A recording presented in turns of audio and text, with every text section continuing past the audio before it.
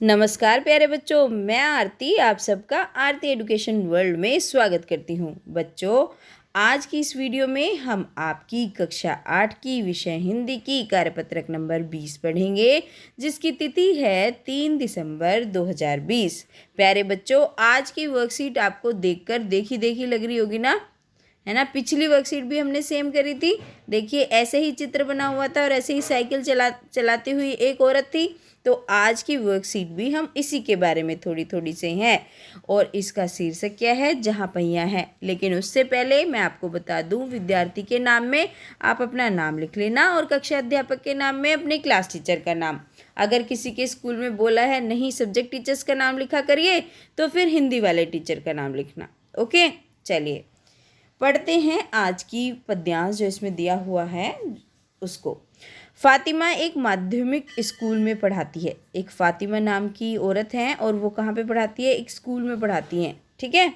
उन्हें साइकिल चलाने का ऐसा चाव लगा है। चाव होता है इच्छा, है ना, किसी चीज़ का मन करना बहुत। उन्हें साइकिल चलाना इतना अच्छा लगता है कि हर शाम आधा घंटे के लिए किराए पर साइकिल लेती हैं। मतलब उनके पास साइकिल है नहीं बच्चों, लेकिन वो किराए पर लेती हैं। एक नई साइकिल खरीदने की उनकी हैसियत नहीं है।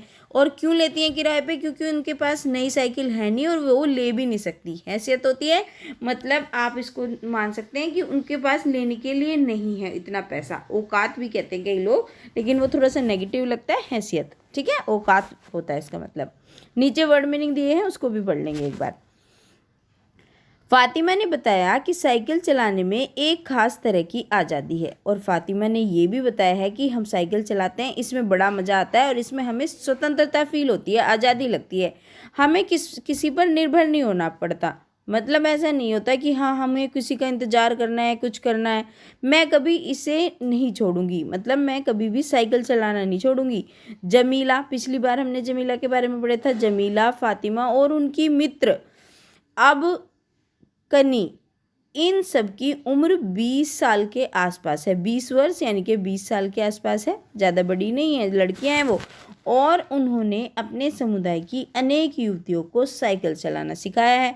और जो भी उनके समुदाय से बिलोंग करती हैं, बहुत सारी लड़कियों को उन्होंने क्या करना सिखाया है? साइकिल चलाना सिखाया है। इस ज़िले में साइकिल की धूम मची हुई है और इस ज़िले में तो भैया साइकिल बड़ी पॉपुलर हो रखी है, धूम मचा रखी है उसने। इसके प्रशंसकों जो इसकी तारीफ़ करते हैं, महिला खेतीहर मजदूर, जो औरतें खेतों में काम करने वाली मजदूर हैं, पत्थर खदानों में मजदूरी करने वाली औरतें हैं, गाँव में काम करने वाली नर्सें हैं, बालावाड़ी और आंगनवाड़ी कार्यकर्ता हैं, बेशकीमती पत्थरों को तराशने में लगी औरतें हैं और स्कूल की अध्यापिकाएं भी साइकिल का जमकर इस्तेमाल करती हैं। इस्तेमाल का मतलब समझते हो? प्रयोग करती हैं, उसका यूज़ करती हैं। ग्राम सेविकाओं और दोपहर का भोजन बनाने वाली औरतें भी पीछे नहीं है। ऐसा नहीं है कि ये करती हैं तो गांव सेविकाएं और भोजन बनाने वाली नहीं करती, ये भी करती हैं। सबसे बड़ी संख्या उन लोगों की है जो अभी नव साक्षर हुई हैं, लेकिन इनमें आपने पिछली वर्कशीट में भी देखा था कि जो साइकिल चलाती हैं सबसे ज़्यादा वो औरतें हैं जो अभी अभी पढ़ी हैं। जिस किसी नवसाक्षर अथवा नई साइकिल चलाने वाली महिला से मैंने बातचीत की और जो भी मतलब अभी अभी नई साइकिल चलाई है, उससे जिससे भी मैं लेखक ने बात करी, उसने साइकिल चलाने और अपनी व्यक्तिगत आज़ादी के बीच एक सीधा संबंध बताया। उन्होंने बताया कि मुझे साइकिल चलाने से मेरी व्यक्तिगत आज़ादी आ गई है। व्यक्तिगत आज़ादी मतलब खुद से आज़ादी, किसी के ऊपर निर्भर नहीं है कि पति ये ला के देंगे, पिता ये ला के देंगे या फिर कोई और घर में लाएगा, या मुझे किसी के साथ जाना है, वो साइकिल उठाई और चल दी। तो आत्मनिर्भर उसी तो कहते हैं, किसी की अपने ऊपर निर्भर होना, किसी की दूसरे के ऊपर निर्भर ना होना। साइकिल आंदोलनों का एक अगुआ का कहना है, जो साइकिल आंदोलन से जुड़ी हुई एक अगुआ है, उसने एक बताया कि मुख्य बात यह है कि इस आंदोलन में महिलाओं को बहुत आत्मविश्वास प्रदान करा है। कि इसमें जो औरतों को चाहिए, क्योंकि घरों में रह के ना औरतों का जो आत्मविश्वास वो खो जाता है, तो वो जो अगवा मतलब जो आगे चलता है, जो मशीन जैसे ये होते हैं, मतलब जैसे बहुत सारी साइकिल चल रही हैं ऐसे ऐसे, है ना, ये साइकिल चल रही है बहुत सारी, इनके आगे एक चलता है जो। तो उसने बताया कि जो औरतें हैं उनमें आत्मविश्वास, कॉन्फिडेंस आ गया है। महत्वपूर्ण यह है कि इन पुरुषों पर उनकी निर्भरता कम कर दी है और साइकिल की वजह से जो वो हर समय पुरुषों पर निर्भर रहती थी, वो ला के देंगे, वो करेंगे, वो जाएंगे, वो आएंगे तो तब वो आ जाएंगी, तो उससे क्या हो गया, अब वो आत्मनिर्भर हो गई हैं, पुरुषों पर निर्भर नहीं रही है। अब हम प्राय देखते हैं कोई औरत अपनी साइकिल पर 4 किलोमीटर तक की दूरी आसानी से तय कर पानी ले आती है, क्योंकि वहाँ पानी की भी समस्या है, तो पानी लाने की भी उनको चिंता नहीं है, साइकिल पर चढ़ती हैं और ले आती हैं पानी। कभी कभी साथ में उसके बच्चे भी होते हैं।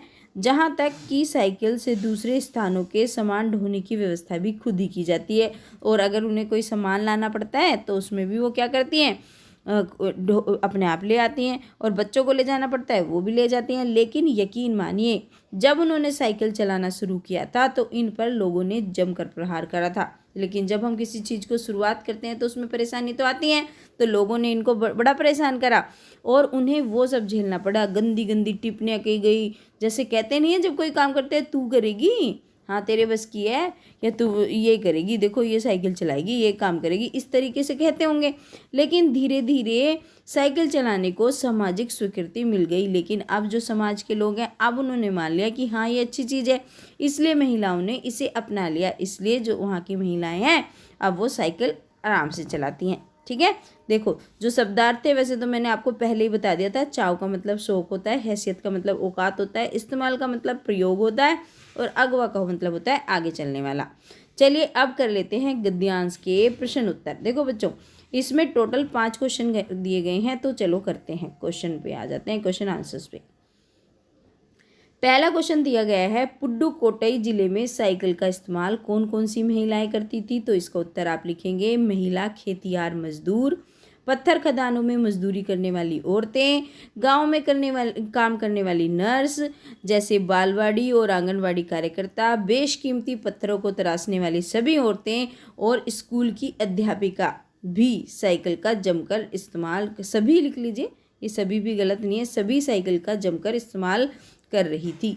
तो ये हो जाएगा आपके पहले वाले क्वेश्चन का आंसर। ओके स्टूडेंट्स, चलिए अब चलते हैं हम दूसरे प्रश्न की तरफ। और बच्चों दूसरा प्रश्न क्या पूछा है, आपके अनुसार महिलाओं ने साइकिल चलाने और अपनी व्यक्तिगत आज़ादी के बीच एक सीधा संबंध क्या बताया होगा? क्यों बोला उन्होंने कि भाई सीधा संबंध है हमारी आज़ादी के बीच? तो इसका उत्तर आप इस तरीके से लिखिए, महिलाओं का साइकिल चलाने और व्यक्तिगत आज़ादी से सीधा संबंध इस बात से है कि अब वे साइकिल चलाकर अपने घर से बाहर अपनी इच्छा अनुसार कहीं भी आ जा सकती हैं, कहीं भी आ जा सकते हैं, और उन्हें किसी का इंतज़ार नहीं करना पड़ता।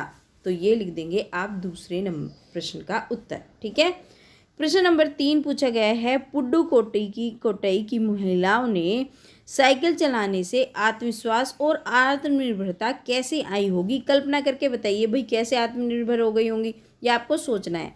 तो हमें सोचकर ये पता चला कि महिलाओं के साइकिल चलाने से उनमें आत्मनिर्भरता का विकास हुआ है। अब उन्हें अपने कार्य हेतु पुरुषों पर निर्भर नहीं रहना पड़ता कि कोई काम करना है तो लोगों पर निर्भर रहे। एक स्थान से दूसरे स्थान पर जाना, पानी भरना, सामान ढोना, धोना नहीं है बच्चों, ये इसको करना आप ढोना, ढा है ना, इसको मैं कर देती हूँ आपका ढोना। यहाँ पे 1 मिनट मैं यहाँ पे लिख रही हूँ आप लोगों के लिए, वहाँ पे लिखा नहीं जा रहा, तो आप इसको क्या कर लेंगे, सामान ढोना, ढक्कन। ठीक है, तो सामान ढोना यह सारे कार्य वे आसानी से साइकिल द्वारा कर लेती हैं। तो ये हो गया आपका प्रश्न नंबर 3। चलिए अब देखते हैं प्रश्न नंबर 4 में क्या पूछा गया है। प्रश्न नंबर 4 में पूछा गया है, ग्रामीण महिलाओं के लिए साइकिल आंदोलन शुरू करने से पहले क्या क्या बाधाएं आई होंगी?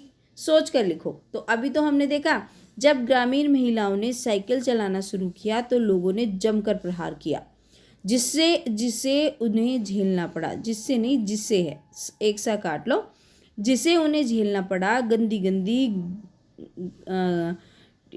गंदी टिप्पणियाँ भी की गई। ठीक है, गंदी गंदी टिप्पणियाँ भी की गई, यहाँ पे सा काट लेना और यहाँ पे या, और ये हो जाएगा एकदम ठीक उत्तर आपका इनको काटते ही।